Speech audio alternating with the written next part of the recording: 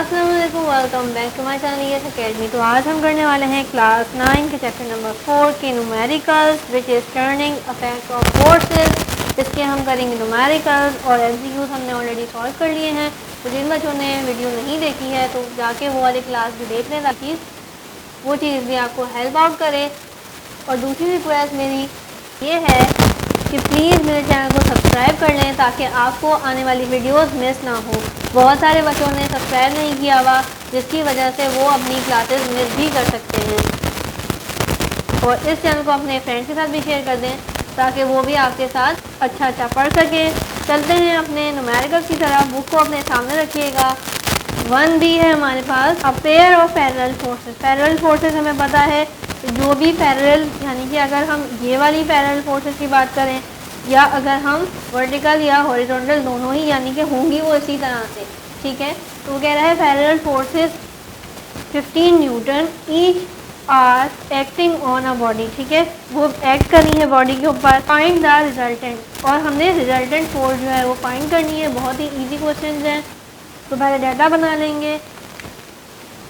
F1 कितने कह रहा है 15 न्यूटन और F2 यानी कि दूसरी फोर्स भी कह रहा है 15 न्यूटन, ठीक है। दोनों फोर्सेस ने बता दी हैं और बोल रहा है रिजल्टेंट फोर्स फाइंड करनी है। तो टू फाइंड में हम क्या लिखेंगे, to find FR is equal to question mark, ठीक है। सॉल्यूशन लिखते हैं हम। जो बच्चे मुझे फॉलो करते हुए आ रहे हैं उनको अब तक याद हो गया होगा कि हमने न्यूमेरिकल्स को किस तरह से सॉल्व करना होता है। स्टेप बाय स्टेप करेंगे, चीज़ें ईजी हो जाएंगी। और नोट पैड भी अपना अपने साथ रखा करें ताकि आपकी भी एक गाइड तैयार हो जाए बोर्ड एग्जाम के लिए। फॉर्मूला लिखेंगे FR is equal to F1 plus F2।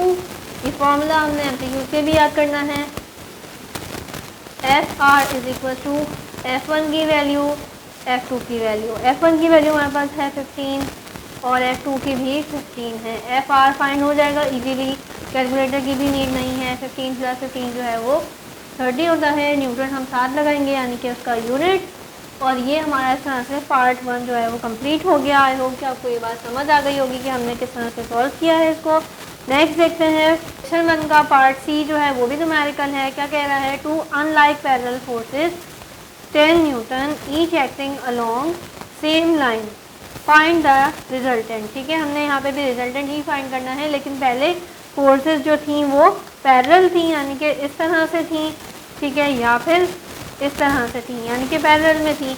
अब क्या कह रहा है, अनलाइक, यानी कि अगर एक पैरेलल है तो दूसरी जो है वो एक इस तरह से, दूसरी इस तरह से लग रही है। अगर एक इस तरह से लग रही है तो दूसरी इस तरह से लग रही है, ठीक है। ऑपोजिट फोर्सेस भी कह सकते हैं अनलाइक के लिए। यानी कि अगर हम इसकी बात करें, एक ये हमारे पास ऑब्जेक्ट है और उसके ऊपर फोर्स लग रही है। और फोर्स किस तरह से लग रही है कि एक फोर्स, उतनी ही फोर्स यहाँ से लग रही है, उतनी ही फोर्स यहाँ से लग रही है। तो इस पर क्या अफेक्ट होगा, इस पर कोई भी अफेक्ट नहीं होगा, क्योंकि अगर मैं यहाँ से 15 न्यूटन की फोर्स लगा रही हूँ और यहाँ से भी 15 न्यूटन की लगा रही हूँ तो बॉडी हिलेगी या नहीं हिलेगी। सेम फोर्स यहाँ से लग रही है और सेम फोर्स यहाँ से लग रही है तो ये टर्न नहीं होगी, ठीक है। अगर पैरेलल फोर्सेस लगती हैं और यहाँ से लगती हैं तो ये किस तरह से रोटेट होती है, इस तरह से झुकना शुरू हो जाती, ठीक है। और यहाँ या फिर नीचे से लगती तो ये इस तरह से मूव होना शुरू हो जाती। लेकिन अब यहाँ से भी लग रही है, यहाँ से भी लग रही है, तो ये फोर्सेस जो है वो कैंसिल आउट कर देंगे एक दूसरे को। चलते हैं डाटा बनाते हैं। ये भी बहुत ज़्यादा ईजी है। F1 कितना दिया हुआ है 10 और F2 हमारे पास क्या है 10 न्यूटन। लेकिन वो कह रहा है अनलाइक, लाइक होते तो हम दोनों को पॉजिटिव लेते, लेकिन अनलाइक में हम एक जो है वो नेगेटिव लेते हैं।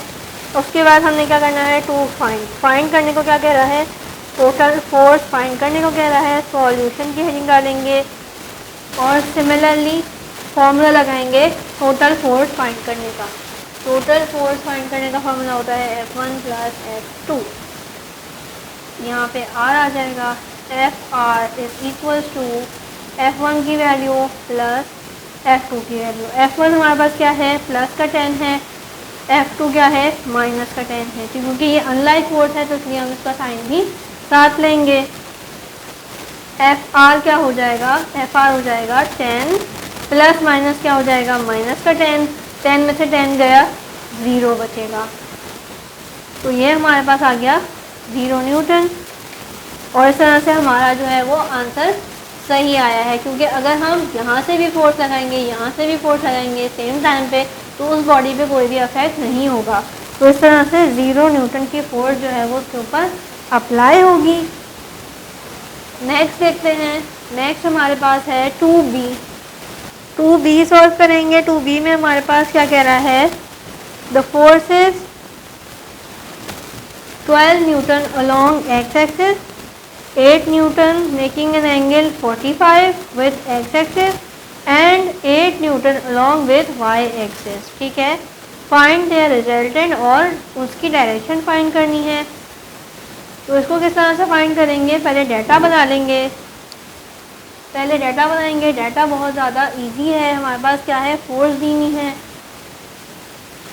3 फोर्सेस दी हुई हैं, तो तीनों को लिख लेंगे। तीनों फोर्सेस कितनी है, डिफरेंट हैं। पहले F1 लिखते हैं। F1 हमारे पास कितनी है, 12 न्यूटन। उसके बाद हमारे पास क्या है, एक्स एक्सिस पे है, ये भी साथ साथ लिखेंगे, एक्स एक्सिस पे है। उसके बाद हमारे पास दूसरी जो फोर्स है वो है 8 न्यूटन की, और एंगल कितना बना रही है, 45 डिग्रीज पे। तीसरी हमारे पास क्या है, तीसरी है 8 न्यूटन की, जो कि है वाई एक्सिस पे। आई होप कि आपको ये डाटा समझ आ गया होगा। उसके बाद अब क्या करना है, अब हमने एक स्केल बनाना है ताकि हमें चीज़ों का आइडिया रहे। अब एक स्केल, क्योंकि हमारे पास अगर नॉर्मल स्केल की बात करें तो वो कैसा होता है, वो होता है सेंटीमीटर और इंचेस वाला। ठीक है, लेकिन अब हम किस में बनाएंगे, सेंटीमीटर्स में बनाएंगे और न्यूटन में बनाएंगे। ठीक है, मैं आपको बताती हूँ। अगर हम यहाँ पे सेंटीमीटर ले लें और यहाँ न्यूटन ले लें, ठीक है, 1 सेंटीमीटर 2 3 4 5 6 7, ठीक है, इस तरह से सेंटीमीटर्स हो गए। अब मीटर, इंचेस या फिर न्यूटन की बात करें तो हम डेफिनेटली अलग लेंगे। ये तो नहीं लेंगे कि 1 सेंटीमीटर न्यूटन के बराबर लेना है तो हमने ये स्केल बनाया। ये स्केल इसने बनाया है 1 सेंटीमीटर 2 न्यूटन के बराबर होगा, 2 सेंटीमीटर 4 के, 3 जो है वो 6 के, 8 के, 10 के, ट्वाइस होगा। ठीक है, 1 सेंटीमीटर लेंगे तो 2 न्यूटन के बराबर होगा वो। और यहाँ पे हमारे पास इस तरह से आती जाएंगी वैल्यूज़, 14 आ गई, 16 आ गई, 18 आ गई और 20 आ गई। आई होप कि आपको ये स्केल समझ आया होगा। इसकी क्या ज़रूरत है, इसकी ज़रूरत ये है कि अगर हम कोई भी चीज़ बनाना चाहेंगे, क्योंकि आगे हमने डायग्राम बनानी है। अब डायग्राम बनाने के लिए अगर हमें 12 न्यूटन की कोई स्केल चाहिए, यानी कि 12 न्यूटन की हमने जो है वो अगर इस तरह की डायग्राम बनानी है तो हम क्या करेंगे, न्यूटन का तो कोई स्केल है ही नहीं हमारे पास इस वक्त। तो अब हम क्या करेंगे, अगर 12 न्यूटन हमारे पास यहाँ पे आ रहा है और वो कितने के बराबर है, 6 सेंटीमीटर के बराबर है, तो सेंटीमीटर तो हम नाप सकते हैं। तो यहाँ पे हम क्या बनाएंगे, एक अगर हमने यहाँ बनाया है स्केल, ये हमारे पास है, एक डायग्राम बनानी है विच इज़ इस तरह का एरो। ठीक है, वो कह रहा है 12 न्यूटन का बनाओ, तो 12 न्यूटन के बजाय अगर हम 6 सेंटीमीटर का बना दें तो वो दोनों आपस में बराबर हो गए। इसी तरह से अगर हम बात करें 8 न्यूटन की, तो 8 न्यूटन का बनाने के लिए हमें कितने सेंटीमीटर चाहिए होंगे, 8 न्यूटन ये रहा, और कितने सेंटीमीटर चाहिए होंगे, 4 सेंटीमीटर से हमारा काम हो जाएगा। ठीक है, तो इसको हम अपने जहन में रखते हुए एक डायग्राम बनाते हैं ताकि हमें जो है वो चीज़ें फाइंड करने का मौका मिल सके। तो हमने फाइंड क्या करना है, बेसिकली हमने फाइंड करनी है टोटल फोर्स, FR ले लेते हैं, और थीटा यानी कि डिग्री फाइंड करनी है। किसी चीज़ की डायरेक्शन फाइंड करने को थीटा कहते हैं विच इज़ डायरेक्शन। ठीक है, ये साइन होता है। तो अब यहाँ पे स्केल भी बना देती हूँ आपके लिए कि एक जो है वो कह रहा है 12 न्यूटन का बनाओ, जो कि हमारे 6 सेंटीमीटर के बराबर हो जाएगा। उसके बाद दूसरा वो कह रहा है 8 न्यूटन के बराबर बनाओ, तो वो कितना हो जाएगा, 4 सेंटीमीटर से काम चल जाएगा। और एक जो है हमारे पास स्ट्रेट बनाना है, ये हमारा थोड़ा सा टिल्टेड है यानी कि टेढ़ा है, 45 डिग्रीज पे कह रहा है वो, तो ये इस तरह से बनेगा सेंटीमीटर्स। और एक जो है वो वाई एक्सिस पे कह रहा है पैरेलल, तो ये 12 न्यूटन जो है वो 6 सेंटीमीटर्स का बन जाएगा, 12 न्यूटन। ठीक है, आई होप कि आपको ये बात समझ आ गई होगी। अब हम यहाँ पे ड्रॉ कर लेते हैं, अब हम इजीली बना लेंगे। अब हम कैसे बनाएंगे, आप भी अपनी बुक में ड्रॉ करिएगा कि ये हमारे पास वाई एक्सिस हो गया, ये एक्स एक्सिस हो गया, अब हमने क्या क्या बनानी है, पहले हमने बनानी है 12 न्यूटन की बनानी, तो यानी कि 6 सेंटीमीटर की बनानी है। स्केल से नापने के बाद हम इसको बनाएंगे, तो ये एक्स एक्सिस, और हमने स्केल से नापने के बाद 6 सेंटीमीटर की यहाँ पे आ गई। ये हमने न्यूटन लिख दिए, यहाँ पे 6 सेंटीमीटर लिख दिया, क्योंकि न्यूटन हमारे पास कोई चीज़ नापने के लिए है नहीं, तो हमने सेंटीमीटर की मदद से बनाया। उसके बाद वो बोल रहा है कि 45 डिग्रीज पे जो है हमने 8 न्यूटन की बना दी, विच इज़ 4 सेंटीमीटर्स। ठीक है, उसके बाद हमने नापने के बाद वाई एक्सिस पे बनानी थी, तो वाई एक्सिस पे हमारे पास ये बन गई, ये है 6 सेंटीमीटर्स 12 न्यूटन। उसके बाद हेड टू टेल रूल की मदद से हमने ये रिजल्टेंट वो बना लिया। इसको अब हम टोटल नापेंगे और वो कितनी आ रही है हमारे पास, वो आ रही है एफ आर टोटल। अगर हम इसको फाइंड करेंगे तो ये आ रहा है हमारे पास 11 सेंटीमीटर, लेकिन हमें न्यूटन में चाहिए। तो अब न्यूटन में जाने के लिए क्या करेंगे, न्यूटन में जाने के लिए हम इसको यहाँ पे सॉल्व करते हैं। F R is equals to 11 centimetre, और न्यूटन में जाने के लिए क्या करेंगे, हमारा एक 2 के बराबर है, तो हम 11 को जो है वो डबल कर देंगे, यानी कि 2 से मल्टीप्लाई कर देंगे। F R is equals to क्या हो जाएगा 22 सेंटीमीटर्स के बजाय हमारे पास क्या आ जाएगा, न्यूटन आ जाएगा।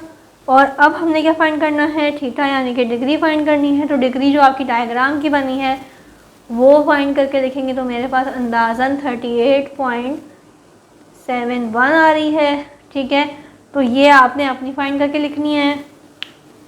आई होप कि आपको ये समझ आ गया होगा। उसके बाद हम चलते हैं नेक्स्ट पे 3B पे। 3B सॉल्व करेंगे। 3B को देखते हैं। 3B हमारे पास बुक में मौजूद है।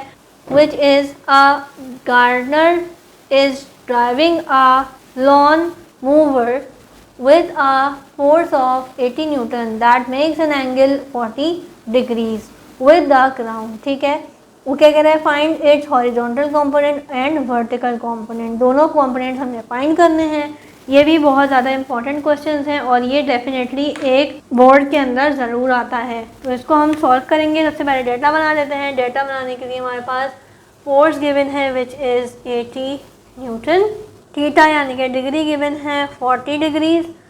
टू फाइंड में क्या लिखेंगे, टू फाइंड में हमारे पास क्या फाइंड करना है, हॉरिजॉन्टल कंपोनेंट और वर्टिकल कंपोनेंट। ठीक है, सॉल्यूशन लिखेंगे। सॉल्यूशन के अंदर क्या लिखेंगे, पहले एफ वाई फाइंड कर लेते हैं।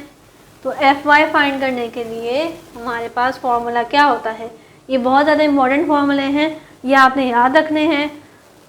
होता है कैपिटल एफ साइन थीटा। ठीक है, ये फॉर्मूला होता है, ये हमने थ्योरी में पढ़ा हुआ है। इज इक्वल्स टू एफ की value sine theta. Sine theta की वैल्यू हम यहाँ पे डालेंगे। एफ हमारे पास क्या गिवन है, 80 गिवन है, और साइन की वैल्यू हमारे पास क्या आ जाएगी, 40 डिग्रीज। साइन 40 डिग्रीज आ गया। ठीक है, F Y is equals to 80 as it is. Sine 40 की वैल्यू आएगी 0.64, और इस तरह से हमारा ये आंसर आ जाएगा F Y is equals to, इसको मल्टीप्लाई करने के बाद 51.2, ये हमारे पास आ गया वर्टिकल कंपोनेंट। उसके बाद हम आगे करते हैं। नेक्स्ट है हमारे पास F X. F X find करने के लिए एफ वाई कॉस थीटा, ये देख लीजिएगा आप कि एक्स के अंदर कॉस लगता है, वाई के अंदर साइन लगता है। बहुत सारे बच्चे कंफ्यूज हो जाते हैं और वो उल्टा लगा देते हैं। F X is equals to F cos theta की वैल्यू हम यहाँ पे डालेंगे। एक्स के बाद एफ की वैल्यू है 80, कॉस थीटा हमारे पास सेम ही गिवन है, एक ही डिग्री गिवन है। F X is equals to 80 as it is. Cos 40 की वैल्यू क्या आ जाएगी, कॉस 40 की वैल्यू होती है 0.766। एफ एक्स की वैल्यू आ जाएगी दोनों को मल्टीप्लाई करने के बाद 61.28। यहाँ पे हमारे पास ये आ गया हॉरिजॉन्टल ये हमारा आंसर हो गया। आई होप कि आपको ये वाला भी समझ आया होगा। तो आज की क्लास यहीं पे ख़त्म होती है। आई होप कि आपको ये वीडियो हेल्पफुल रही होगी, आपको सारे कॉन्सेप्ट समझ आए होंगे। मेरे चैनल को सब्सक्राइब कर लें क्योंकि बहुत सारे बच्चों ने सब्सक्राइब नहीं किया हुआ, ताकि आने वाली वीडियोस जो है आपके लिए हेल्पफुल रहें। अभी मैं बोर्ड एग्ज़ाम के लिए जो है आपके लिए एक न्यूज़ भी शेयर करनी है और काफ़ी ज़्यादा मटेरियल मैं आपको प्रोवाइड करने वाली हूँ। बोर्ड एग्ज़ाम के रिलेटेड इंपॉर्टेंट टॉपिक्स होंगे, उसके अंदर गेस्ट पेपर्स प्रोवाइड करूँगी। तो मेरे चैनल को सब्सक्राइब कर लें ताकि आपके लिए भी ये सारी चीज़ें जो है वो अवेलेबल हो सकें और टाइम पे आपको मिल जाएं, ताकि आप सारी प्रिपरेशन कर सकें। टिल देन, अल्लाह हाफ़िज़।